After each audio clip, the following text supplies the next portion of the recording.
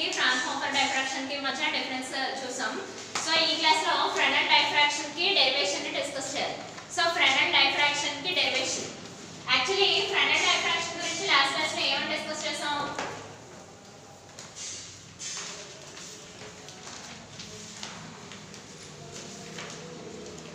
ఫ్రెనెల్ diffraction.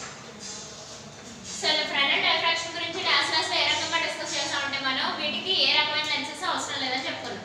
At the same time source కి ఆ పక్కన ఆబ్స్టికల్ కి సర్టెన్ డిస్టెన్స్ మెయింటైన్ అవుతుంది, సమ్ ఫైనైట్ డిస్టెన్స్ మెయింటైన్ అవుతుంది అని కూడా డిస్కస్ చేసాం.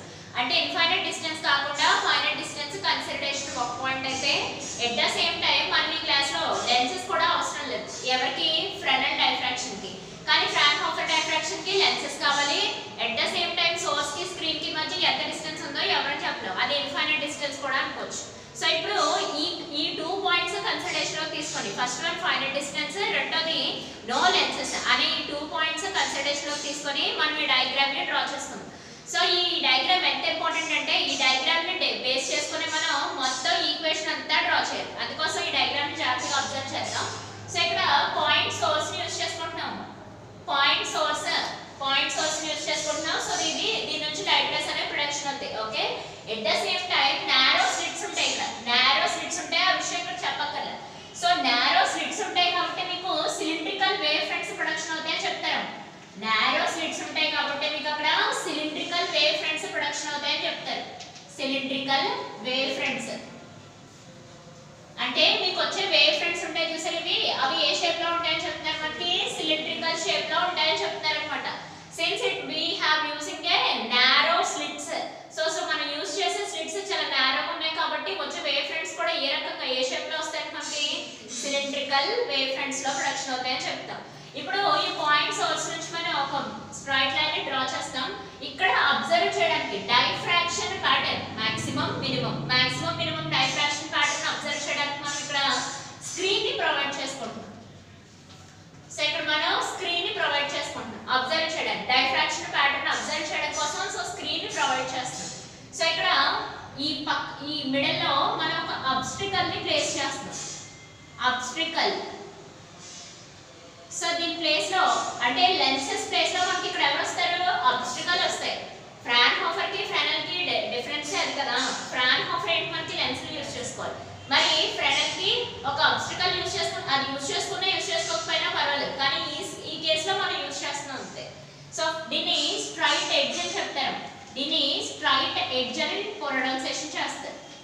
So straight edge. సో దీని నేమ్ వచ్చేసి ఏబి అని ఇద్దాం. సో నేమింగ్ ఇస్తున్నాం అనమాట లెటరింగ్. సో దీని నేమ్ వచ్చేసి ఏబి అని ఇస్తున్నాం. ఇది మనకి స్ట్రైట్ ఎడ్జ్ అని ప్రొనౌన్సియేషన్ చేసుకోవచ్చు. దీన్నే ఆబ్స్టికల్ అని కూడా చెప్తారు. ఆబ్స్టికల్ అని కూడా చెప్తాం. ఓకే, సో ఇక్కడ మనకి సిలిండ్రికల్ వేవ్ ఫ్రంట్ ప్రొడక్షన్ అవుతుంది, కానీ దాన్ని ఎలా డ్రా చేసుకుంటే సరిపోతుంది. ఓకే, సిలిండ్రికల్ వేవ్ ఫ్రంట్ అంటే ఈ షేప్ లో ఉంటుంది అనమాట ఇలా. కానీ అదంతా డ్రా చేయకుండా నేను జస్ట్ ఆ పై పార్ట్ అప్పర్ పార్ట్ ఒకటే డ్రా చేసుకున్నాను జస్ట్ సింపుల్ గా. So cylindrical wave front consideration లోకి తీసుకుందాం. దీనికి కూడా నేమ్ ఇద్దాం, ఏమని?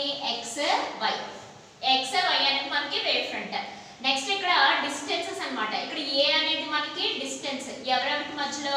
ఎస్ కి ఏ కి, ఆబ్స్టికల్ కి పాయింట్ సోర్స్ కి మధ్యలో డిస్టెన్స్ ఏ, మరి ఆబ్స్టికల్ కి స్క్రీన్ కి మధ్యలో distance B.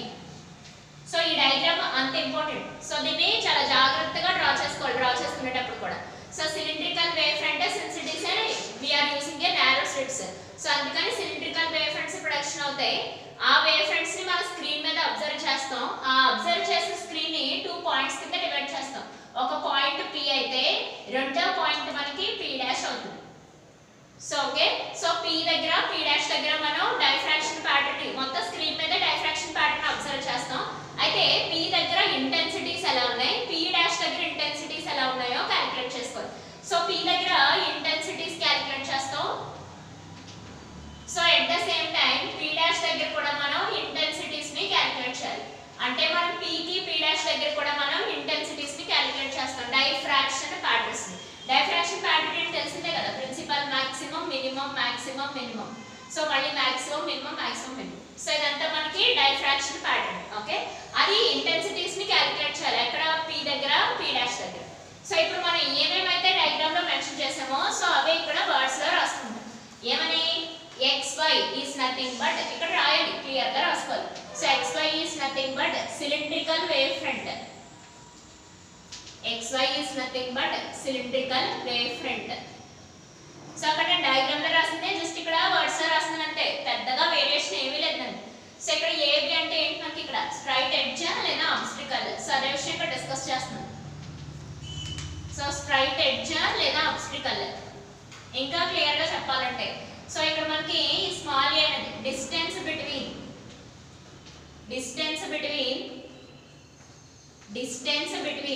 Source and straight edge. Source and straight edge. Next ఇక్కడ b అనేది కూడా డిస్టెన్స్. ఎవరెవరికి మధ్యలో b is nothing but distance between straight edge and screen. So straight edge ki screen ki. Straight edge and screen. Okay. So నేను ఇక్కడ diagram లో explain చేసిందే just clear గా ఎక్స్ప్లెయిన్ చేశాను అంతే. సో ఇప్పుడు ఈ డయాగ్రామ్ ని బేస్ చేసుకొని p దగ్గర p డాష్ దగ్గర ఇంటెన్సిటీస్ ని క్యాలిక్యులేట్ చేసుకోవాలి. దీన్ని రెండు కేసులో కలిసి క్యాలిక్యులేషన్ చేయాలమ్మా. సో ఇప్పుడు రెండు కేసులు ఏంటనేది డిస్కస్ చేద్దాం చూడండి.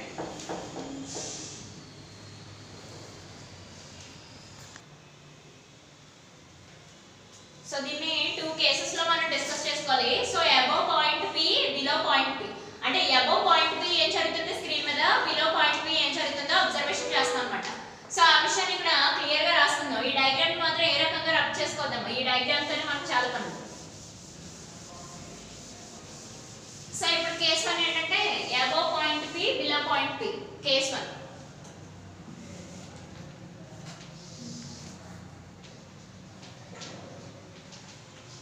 సో ఇప్పుడు మనం అబవ్ పాయింట్ p రాసుకుందాం. సో అబవ్ పాయింట్ p గురించి మాట్లాడుకుందాం. అబవ్ పాయింట్ p లో ఏమవుతుందంటే పాయింట్ p దగ్గర అబవ్ పాయింట్ p దగ్గర above point p and at point p. Okay. So point p దగ్గర అబవ్ పాయింట్ p దగ్గర రెండు కేసులు అంటే రెండు వాల్యూస్ ఒకేసారి కన్సిడరేషన్ లో కేసు 1 కింద తీసుకుందాం.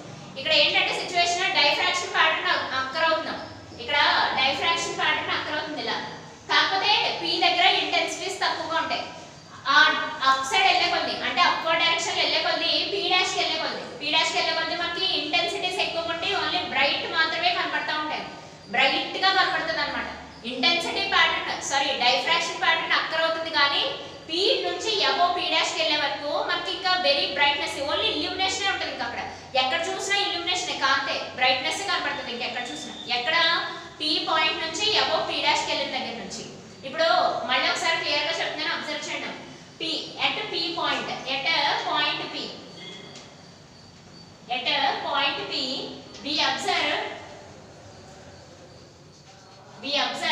diffraction pattern at point p. particular point p దగ్గర మనం diffraction pattern ని అబ్జర్వ్ చేస్తాం. diffraction pattern with better intensity. better కి best కి డిఫరెన్స్ తెలుసు కదా. better అంటే ఓన్లీ కొంత పర్సెంట్ మాత్రమే, బెస్ట్ అంటే ద బెస్ట్ మోస్ట్ ఇంకా అదే బెటర్ ఇంటెన్సిటీ. సో ఈ బెటర్ ఇంటెన్సిటీ అనే విషయం మీకు జాగ్రత్తగా తెలియాలి, ఎందుకంటే బెటర్ ఇంటెన్సిటీతో మాత్రమే వస్తాయి. And above point p at p dash above point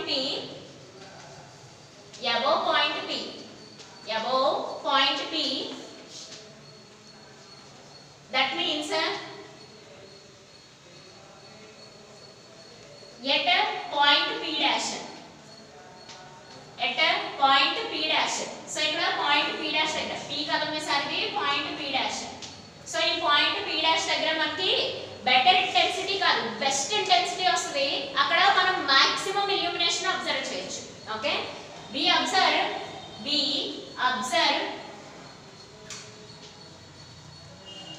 best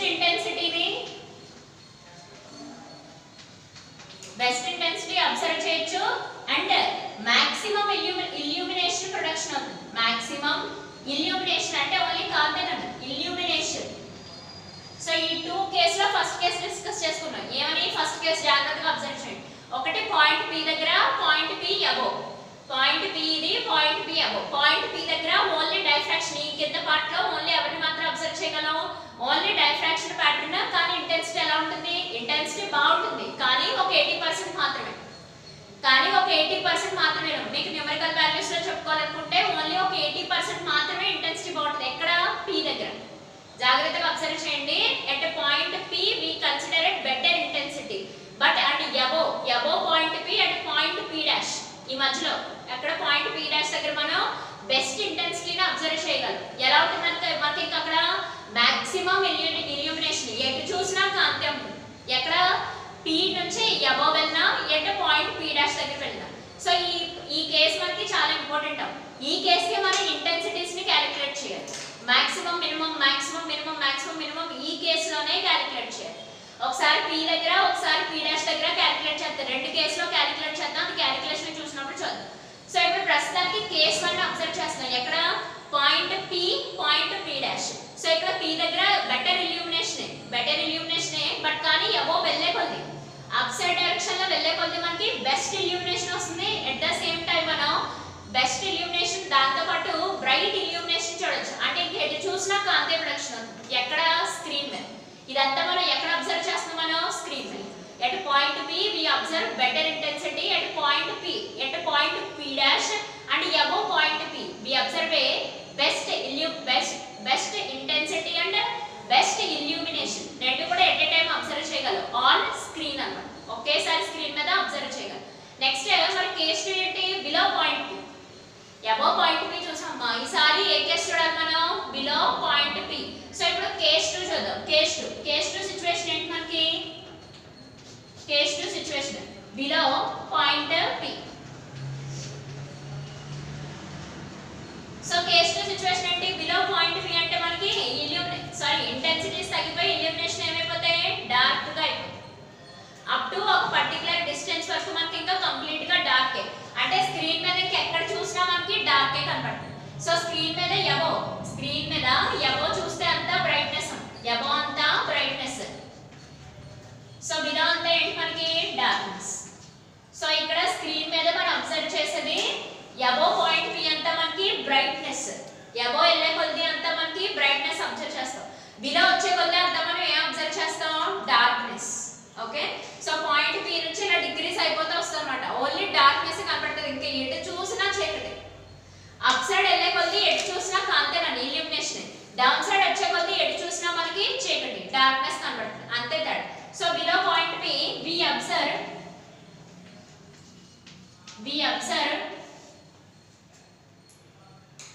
least illumination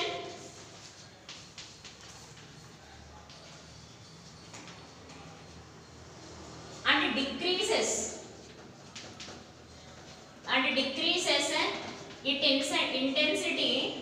its intensity up to completely dark. Okay. So ఈ 2 కేసులు మనం కూడా చాలా జాగ్రత్తగా అబ్జర్వ్ చేసుకోవాలి. మళ్ళీ ఒకసారి చూసుకుందాం. చూడండి, ఇప్పుడు P పాయింట్ కి బెటర్ ఇల్యూమినేషన్, బ్రైట్నెస్ కూడా బాగుంటుంది. అబోవ్ వెళ్ళే కొద్ది ఇల్యూమినేషన్ ఇంక్రీజ్ అవుతూ ఉంటుంది. P డాష్ కి వచ్చేటప్పటికి బెస్ట్ ఇల్యూమినేషన్, ఇంకా ఎక్కడ చూసినా కాంతి. ఇంకా P నుంచి డౌన్ సైడ్ కి వచ్చే కొద్ది ఇల్యూమినేషన్ తగ్గిపోతే అట్ ద సేమ్ టైం ఎక్కడ వరకు డిక్రీస్ అయిపోతుంట? ఇంకెటు చూసినా చీకటి ఉన్నంత విధంగా డిక్రీస్ అయిపోతుంది. అదే ఆ విషయం రాస్తున్నాం. Below point P we observe least illumination and decreases intensity decrease చేసుకుంటూ వచ్చేస్తుంది. ఎక్కడ వరకు? అప్ టు కంప్లీట్లీ డార్క్ అయ్యే వరకు, కంప్లీట్లీగా డార్క్ అయిపోయే వరకు డిక్రీస్ చేసుకుంటూ వచ్చేస్తుంది. సో పాయింట్ P దగ్గర బెటర్ ఇల్యూమినేషన్, అబోవ్ వెళ్ళే కొద్ది best illumination, better best. Okay. So ఎటు చూసినా కాంతే. ఇంక ఇక్కడ నుంచి కిందకి వచ్చేటప్పుడు కల్లా కిందకి వచ్చి డిక్రీస్ అవుతూ వస్తుంది. ఎక్కడ వరకు డిక్రీస్ అవుతుంది? స్క్రీన్ మీద అప్ టు కంప్లీట్లీ డార్క్ అయ్యింది. ఓకేనా. సో ఇక్కడ స్క్రీన్ బేస్ చేసుకొని మనం 2 కేసెస్ లో డిస్కస్ చేస్తాం. P above P, next below P. So up side వెళ్తే మనకు అంతా బ్రైట్నెస్, డౌన్ సైడ్ వెళ్తే మనకు అంతా డార్క్నెస్. ఇప్పుడు మనం P దగ్గర ఇంటెన్సిటీస్ ని క్యాలిక్యులేట్ చేసుకోవాలి. సో P దగ్గర ఇంటెన్సిటీ క్యాలిక్యులేట్ చేయాలంటే మనకి యాంప్లిట్యూడ్స్ కావాలి. ఎందుకంటే intensity is directly proportional to square of the amplitudes కాబట్టి. సో ఇప్పుడు మనం పాయింట్ P దగ్గర, ఇప్పుడు మనం ఫస్ట్ పాయింట్ P దగ్గర క్యాలిక్యులేషన్ చేద్దాం. పాయింట్ P దగ్గర ఈక్వేషన్ క్యాలిక్యులేట్ చేద్దాం ఇంటెన్సిటీకి. తర్వాత P డాష్ ని చూద్దాం. ఎందుకంటే ఫస్ట్ బెటర్ ఇల్యూమినేషన్ కి క్యాలిక్యులేట్ చేద్దాం, తర్వాత బెస్ట్ ఇల్యూమినేషన్ కి క్యాలిక్యులేట్ చేద్దాం. కింద డార్క్నెస్ సిచువేషన్ ఏంటి అవసరం లేదు, క్యాలిక్యులేషన్ అవసరం. మళ్ళీ ఒకసారి చెప్తున్నా చేస్తున్నారండి. పి దగ్గర బెటర్ ఇల్యూమినేషన్, పి డాష్ దగ్గర బెస్ట్ ఇల్యూమినేషన్, అండ్ బిలో వచ్చేటప్పుడు కల్లా ఏమవుతుంది మనకి డిక్రీస్ అయిపోతూ వస్తుంది. ఓకేనా? సో అదే విషయం ఇక్కడ డిస్కస్ చేద్దాం చూడండి.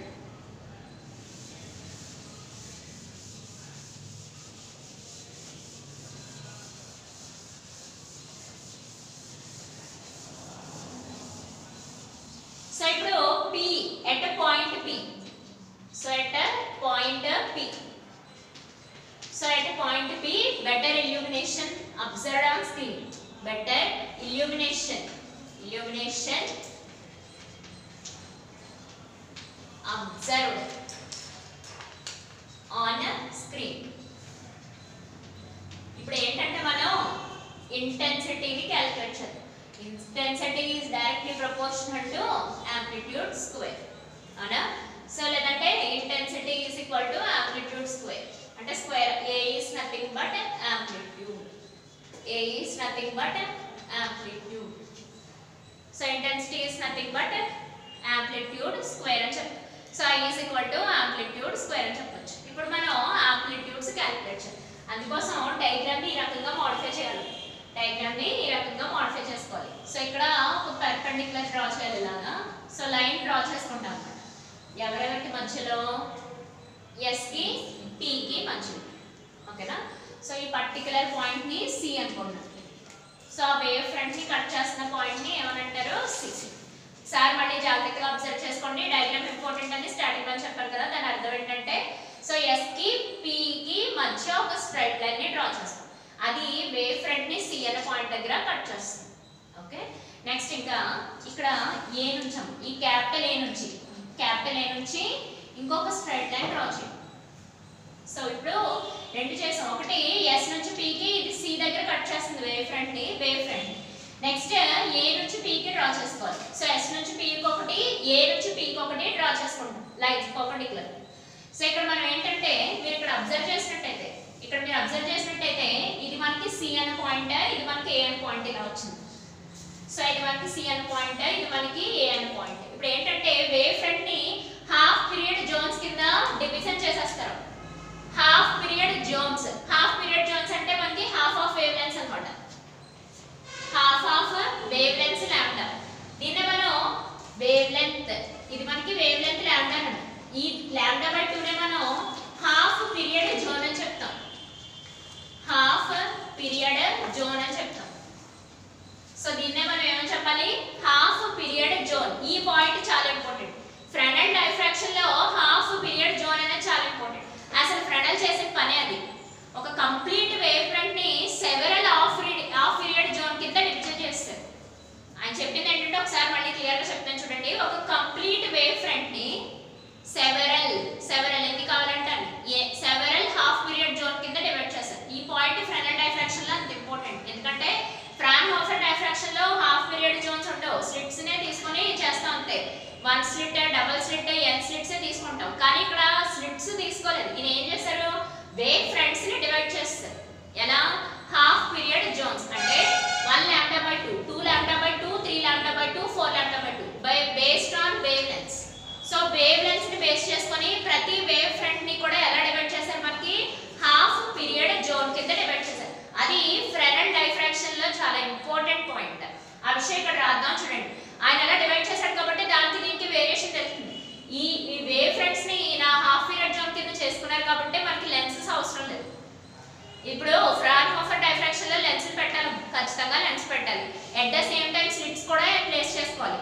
ఇప్పుడు మనం లాస్ట్ క్లాస్ లో ఆల్రెడీ చెప్పుకున్నాం. ఏమని? సింగిల్ స్లిట్ అయితే కొంచెం స్క్రీన్ మీద బ్లర్ ఇమేజ్ వస్తుందమ్మా, అదే డబుల్ స్లిట్ అయితే బెటర్ ఇమేజ్, అలా కాకుండా ఎన్ స్లిట్స్ అయితే బెస్ట్ ఇమేజ్ వచ్చేస్తుందని చెప్పుకున్నాం. అదంతా ఫ్రాన్హోఫర్. మరి ఇక్కడ ఏంటి సిచ్యువేషన్? ఇది మనకి ఈ వేవ్ ఫ్రంట్స్ ని పీరియడ్ హాఫ్ పీరియడ్ జోన్స్ కింద డివైడ్ చేసుకుంటే మనకి లెన్స్ తో అవసరం లేదు, స్లిట్స్ తో అవసరం లేదు. ఓకే? నారో స్లిట్ ఒకటి పెట్టుకున్నా మనకి ఈ వేవ్ ఫ్రంట్ ని డివైడ్ చేసుకుంటే సరిపోతుంది. అది మనకి ఫ్రెనెల్ డైఫ్రాక్షన్ లో అడ్వాంటేజ్. అంటే దానికన్నా ఇది బెటర్ వర్షన్ అని చెప్పడం కోసం ఇలా చెప్పుకోండి. సో ఈ విషయం ఇక్కడ క్లారిటీగా రాసుకుందాం. సో ఇది ఇంపార్టెంట్ పాయింట్, ఇది జాగ్రత్తగా రాసుకోవాలి. సో ఇంపార్టెంట్ పాయింట్ ఏంటంటే వేవ్ కంప్లీట్ వేవ్ ఫ్రంట్స్ లేదా wave fronts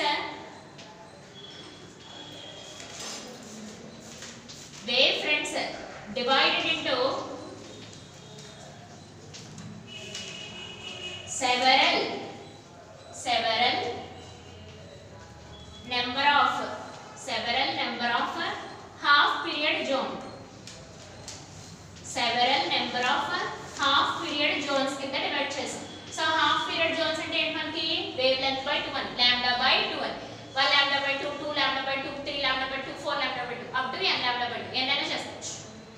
so half period zones కింద డివైడ్ చేయడం divided into several number of no పదం ఇది నెంబర్ అని అర్థం అలా రాస్తాను అంతే. several number of half period zones కింద డివైడ్ చేస్తాం. several number of half period zones కింద డివైడ్ చేసుకుంటాం సరిపోతుంది.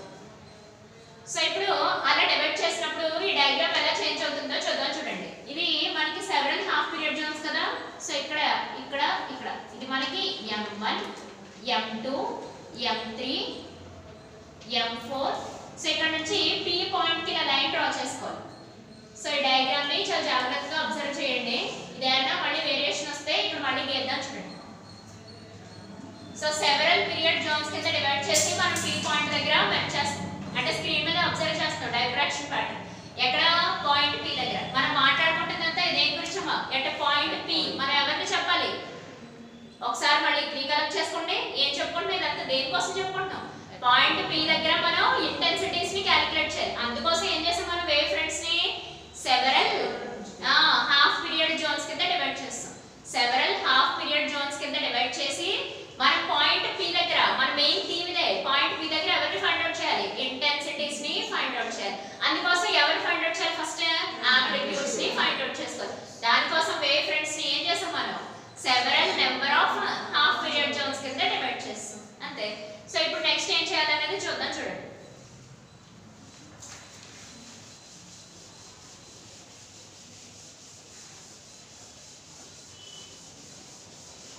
సో ఇప్పుడు several number of half period zones కింద చేస్తాం కదా. ఇప్పుడు ఈ హాఫ్ పీరియడ్ జోన్స్ ని బేస్ చేసుకుని మనం ఇంటెన్సిటీస్ ని క్యాలిక్యులేట్ చేసుకోవాలి. ఇది ఏం చెప్తుందంటే మనకి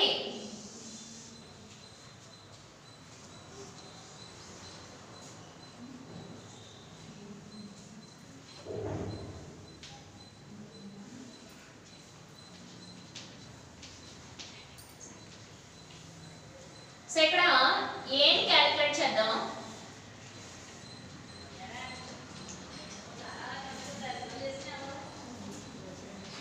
సో యాంప్లిట్యూడ్ ని క్యాలిక్యులేట్ చేద్దాం. ఈ యాంప్లిట్యూడ్ క్యాలిక్యులేట్ చేసాకనే మనం ఇంటెన్సిటీస్ ని ఫైండ్ అవుట్ చేస్తాం. అది ఎక్కడ పాయింట్ P దగ్గర. సో ఈ యాంప్లిట్యూడ్ ఏంటంటే మనకి కంప్లీట్ యాంప్లిట్యూడ్ అన్నమాట. అంటే ఈ హాఫ్ పీరియడ్ జోన్ అన్నిటికీ కలిపిన యాంప్లిట్యూడ్. అంటే ఇది మనకి కంప్లీట్ యాంప్లిట్యూడ్. సో ఇది మనకి కంప్లీట్ యాంప్లిట్యూడ్. సో ఇది మనం కంప్లీట్ యాంప్లిట్యూడ్ ని క్యాలిక్యులేట్ చేద్దాం. అలా క్యాలిక్యులేట్ చేసిన దానికి స్క్వేర్ వాల్యూస్ చేస్తే మనం ఇంటెన్సిటీస్ ని ఫైండ్ అవుట్ చేసుకోవచ్చు. సో ఇప్పుడు మనం కంప్లీట్ ఈ మొత్తం యాంప్లిట్యూడ్ ని ఫైండ్ అవుట్ చేస్తున్నాం అన్నమాట. కంప్లీట్ యాంప్లిట్యూడ్ ఇందులో first half period zone amplitude ని A1 అని తీసుకుందాం. Second zone A1 A2 A3 amplitude values. Next A2 A3 A4 A5 and so on AN. So ఇది first half period zone.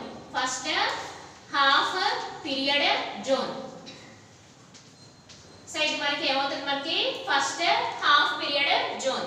So ఇది ఏమవుతుంది మనకి second half period zone. So ఇది చాలా జాగ్రత్తగా అబ్జర్వ్ చేయాలి. Second half period zone. Okay so ఇది మనకి ఏమవుతుంది మనకి థర్డ్ హాఫ్ పీరియడ్ జోన్. ఇవన్నీ మనకి amplitude. First half period zone amplitude, second half period zone amplitude, third half period zone amplitude and so on n period zone amplitude. అలా n parts కింద ఎన్ని parts కావాలంటే అన్ని పార్ట్స్ కింద split చేసుకోవచ్చు కదా బేస్డ్ ఆన్ రిక్వైర్మెంట్. ఎన్నికైనా స్ప్లిట్ చేయాలంటే అక్కడ మీరు అబ్జర్వ్ చేసిన స్క్రీన్ ప్యాటర్న్ ని బట్టి. సో స్క్రీన్ ప్యాటర్న్ మన రిక్వైర్మెంట్ ని బట్టి మనకి బెటర్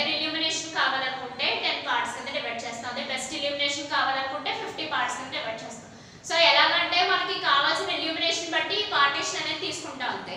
సో ఇదేంటి ఫస్ట్ హాఫ్ పీరియడ్ జోన్ యొక్క యాంప్లిట్యూడ్, మరి ఇది సెకండ్ హాఫ్ పీరియడ్ జోన్ యొక్క amplitude, third half period zone యొక్క యాంప్లిట్యూడ్ అండ్ సో ఆన్ ఎంత half period zone amplitudes.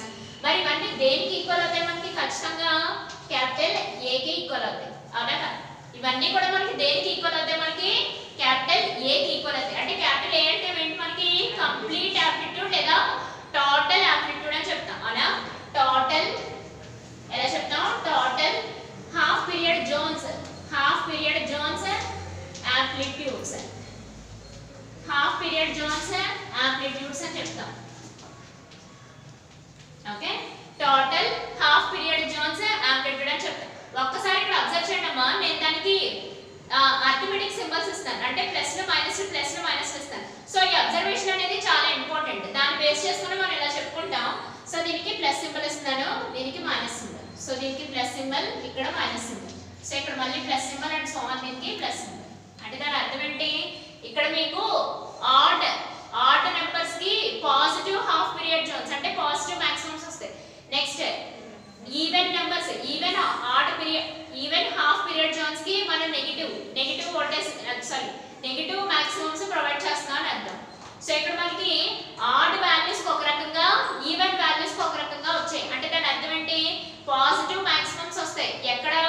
Add half period zones కి. అర్థమైనా? అర్థం కాదు. ఆడ్ హాఫ్ పీరియడ్ జోన్స్ కి యాంప్లిట్యూడ్స్ కి పాజిటివ్ వాల్యూస్ వస్తాయి. Even half period zone amplitudes కి నెగటివ్ వాల్యూస్ వస్తాయి. మళ్ళీ ఒకసారి రిపీట్ చేస్తున్నాను చూడండి. పాజిటివ్ వాల్యూస్ కన్సిడరేషన్ లో తీసుకుంటాం ఎక్కడ? Odd number of half period zone amplitudes కి. నెగటివ్ కన్సిడరేషన్ లో తీసుకుంటాం ఏమని? Even number of half period zone amplitudes కి. అంతే డిఫరెన్స్. సో ఇది ఎక్కడైనా మిస్ చేశారో ఇంక మొత్తం తప్పైపోయినట్టే. సో ఇక్కడ మనం చాలా జాగ్రత్తగా చూడాలి. ఆడ్ నెంబర్స్ అంటే ఆడ్ నెంబర్ ఏమవుతుంది మనకి? Positive half period zones. Next even number అయితే negative half period zones consideration లో తీసుకుంటాం అంతే. పాజిటివ్ అయితే ఆడ్ నెంబర్, ఈవెన్ అయితే మైనస్. సో ఓకే, సో ఈ లైన్ అంతా మనకి అర్థమెటిక్ ప్రోగ్రెషన్ లో ఉందని కన్సిడరేషన్ లో తీసుకుంటాం. అర్థమెటిక్ ప్రోగ్రెషన్ లో ఉందని కన్సిడరేషన్ లో తీసుకుంటాం. సో అర్థమెటిక్ ప్రోగ్రెషన్ కన్సిడరేషన్ లో తీసుకునేటప్పుడు మనం దీన్ని ఈ రకంగా చేంజ్ చేసుకోవాలి ఆ ఈక్వేషన్. అంటే complete amplitude A is equal to total amplitude అని. Total amplitude A is equal to, అర్థమవుతుందమ్మా? వేవ్ ఫ్రంట్ ని సెవెరల్ వేవ్స్ ఫ్రంట్స్ కింద డివైడ్ చేస్తారా? ఇది A1, A2, A3 and so on AN. మొత్తం కంప్లీట్ గా చెప్పాలంటే దాని సిచువేషన్ ఏంటి మనకి? Capital A. ఆడ్ వాల్యూస్ అయితే మనం ప్లస్ పెడతాం, ఈవెన్ వాల్యూస్ అయితే ఏం చేస్తాం మనం? మైనస్ పెడతాం. ఓకే, సో ఇప్పుడు ఏం చేయాలంటే ఈ A1 ని 2 కింద స్ప్లిట్ చేద్దాం. A1/2 plus A1/2 minus A2 plus A3/2 plus A3/2 minus A4 plus A5/2 plus A5/2 and so on AN. అంటే నేను ఓన్లీ ఆడ్ వాల్యూస్ మాత్రమే స్ప్లిట్ చేసి రాసాను. ఇప్పుడు ఈ సిరీస్ అంతా అర్థమెటిక్ ప్రోగ్రెషన్ లో ఉందని రాసుకోవచ్చు. ఇప్పుడు ఈ సిరీస్ అంతా అర్థమెటిక్ ప్రోగ్రెషన్ లో ఉందని కన్సిడరేషన్ లో తీసుకొచ్చాం. అప్పుడు ఈ ఫస్ట్ వాల్యూ ఒక్కటి మినహాయించి మిగతా అన్ని వాల్యూస్ మనకి ఏమైపోతాయి? 0. ఎప్పుడు?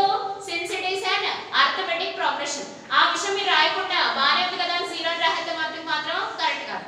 Since it is an arithmetic progression, the remaining terms are equal to 0 except first term. So except first term మినహాయించి రిమైనింగ్ టర్మ్స్ అన్ని మనకి అర్థమెటిక్ ప్రోగ్రెషన్ లో ఉన్నప్పుడు ఆ వాల్యూస్ ఏమని తీసుకోవచ్చు? మనం 0 అని తీసుకోవచ్చు. unless and until the equation must be placed as an arithmetic progression. అప్పుడు ఓన్లీ ఫస్ట్ టర్మ్ మాత్రమే కన్సిడరేషన్ లో తీసుకోవాలి. అంటే ఇక్కడ మనకి యాంప్లిట్యూడ్ వాల్యూస్ ఏమవుతాయి? మనకి A1/2 అవుతుంది. ఓకేనా? సో రిమైనింగ్ టర్మ్ వాల్యూస్ ఏమని తీసుకోవచ్చు? 0. Since it is an A progression అని చెప్తాం? Arithmetic progression. So A is equal to A1/2. మరి ఈ పాయింట్ P దగ్గర పాయింట్ P మన ఇదంతా క్యాలిక్యులేషన్ దేనికోసం చేస్తాం? మనం పాయింట్ P దగ్గర ఇంటెన్సిటీస్ ని క్యాలిక్యులేట్ చేయడం కోసం, అవునా కదా? సో ఇప్పుడు మనం యాంప్లిట్యూడ్ కంప్లీట్ యాంప్లిట్యూడ్ చెప్పాం. ఇప్పుడు ఇంటెన్సిటీస్ చెప్పొచ్చు చెప్పలేము, యాంప్లిట్యూడ్స్ వస్తాయి ఈజీగా చెప్పొచ్చు. ఆ intensity I is equal to ఏమని చెప్పొచ్చమ్మా? Intensity I is equal to ఏమని చెప్పొచ్చు? Square root of amplitudes. So intensity is equal to square of the amplitudes కాబట్టి so I is equal to A1/2 whole square at a point P. At a point P. So I is equal to A1 square by 4. Okay? At a point P దగ్గర మన amplitude intensity ని find out చేసాం ఏమని A1 square by 4. ఓకేనా? So next class లో P dash above P ఏంటి P dash దగ్గర ఏంటో కూడా క్యాలిక్యులేషన్ చేసుకోవచ్చు. బిలో P ఇంకా అవసరం లేదు ఎందుకంటే ఇదంతా మనకి కంప్లీట్ డార్క్. above P